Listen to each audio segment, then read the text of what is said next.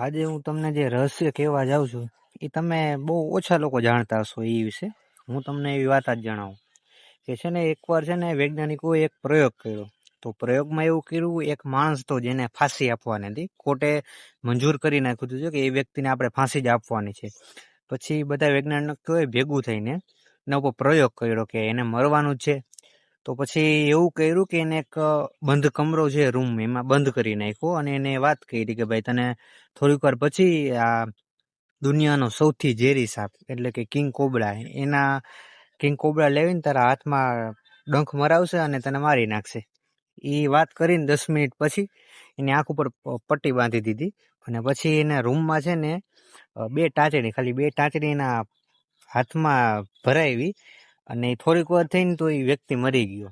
અને પછી એના DNA ટેસ્ટ થયા, રિપોર્ટ થયા. તો એ રિપોર્ટમાં એવું જોવા મળ્યું કે એનું જે લોહી છે ને એમાં કિંગ કોબરાનું ઝેર જોવા મળ્યું. મતલબ કે એના મગજે એટલા વિચારો કર્યા હતા કે થોડીક વાર પછી મને દુનિયાનો સૌથી ઝેરી સાપ છે એને ડંખ મરાવશે ને મને મારી નાખશે. એવું એના મગજમાં કેટલું ભરાઈ ગયું છે કે એના શરીરમાંથી એ જ કિંગ કોબરાનું ઝેર નીકળ્યું.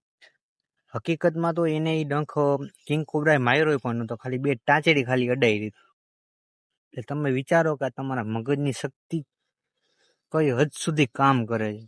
જો તમે આને કાંઈક પોઝિટિવ વેમાં લ્યો, સારા કામમાં લ્યો, તો તમે બહુ આગળ જાશો. સમજો આ વાતને. જય દ્વારકાધીશ.